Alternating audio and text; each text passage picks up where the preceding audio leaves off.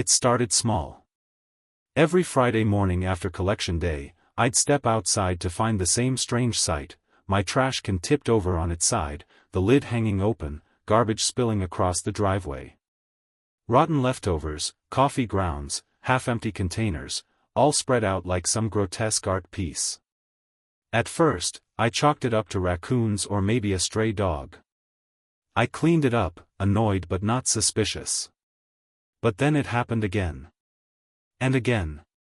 The pattern was too precise: same day, same time, same mess. By the fourth week, I began to sense this wasn't nature at all. The turning point came when I noticed something subtle. The lid wasn't clawed at, like an animal had tried to pry it open.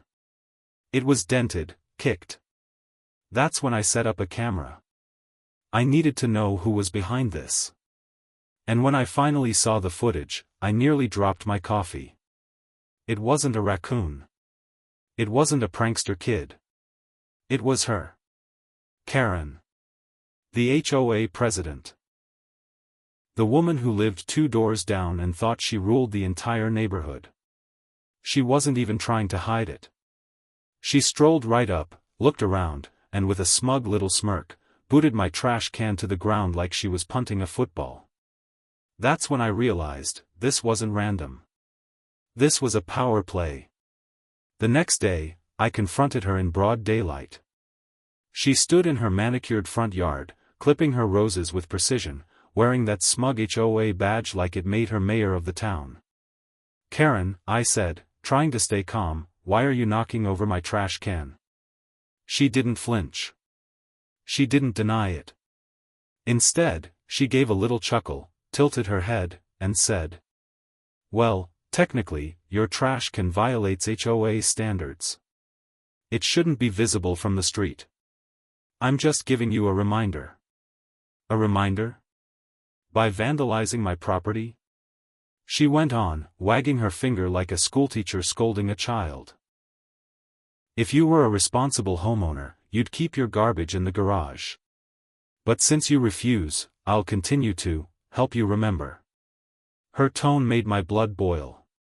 She was acting like she was doing me a favor. I wanted to yell, but she thrived on confrontation. Instead, I smiled tightly and walked away. But inside, I was already plotting.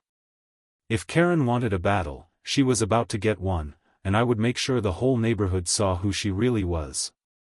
I spent the next week quietly preparing. I knew she'd strike again. She couldn't help herself. That arrogance was her weakness. First, I bought a heavy-duty trash can, reinforced plastic, impossible to tip without real effort. But I didn't stop there. I modified it. Inside the lid, I installed a motion-triggered chalk burst system, the kind gymnasts use for grip. Safe, harmless, but messy beyond belief. The second the lid opened from the wrong angle, a pressurized puff of bright white chalk would shoot straight up into the air. I tested it late one night. The puff filled my driveway like a snowstorm. Perfect. Trash day rolled around. I placed the can neatly at the curb, camera angled perfectly, and waited. The street was calm, the air heavy with the suspense of what I knew was coming. Would she really be arrogant enough to keep doing it? Or would Karen finally back down? At 7:15 a.m., right on schedule, Karen appeared. Sunglasses on. HOA clipboard in hand. She walked with the same self-righteous stride, like a sheriff patrolling her dusty frontier town. She saw my can. Paused. Smirked. Then, just as she always did, she wound up her foot and kicked it with all her might. Whoosh! The lid flew open, and the chalk system activated instantly.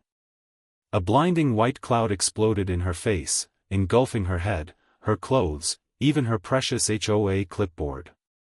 She gasped, coughing, stumbling backward as the cloud swallowed her.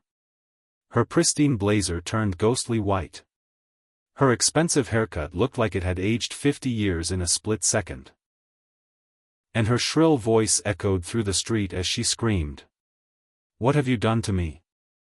Neighbors peeked out from curtains and front doors, eyes wide, trying not to laugh. One neighbor across the street actually pulled out a phone, recording her meltdown. I stayed on my porch, coffee in hand, playing the role of the shocked but innocent homeowner. Oh no, Karen. What happened? Her glare could have cut steel, but she couldn't deny the truth. Within hours, Karen was at the HOA board meeting, slamming her powdered clipboard on the table, demanding I be fined. She called it assault. She called it sabotage. But when the video was played, weeks of footage showing her deliberately vandalizing my trash can, topped off with the final chalk explosion, the room went silent. The board, tired of her antics, issued her a formal warning instead.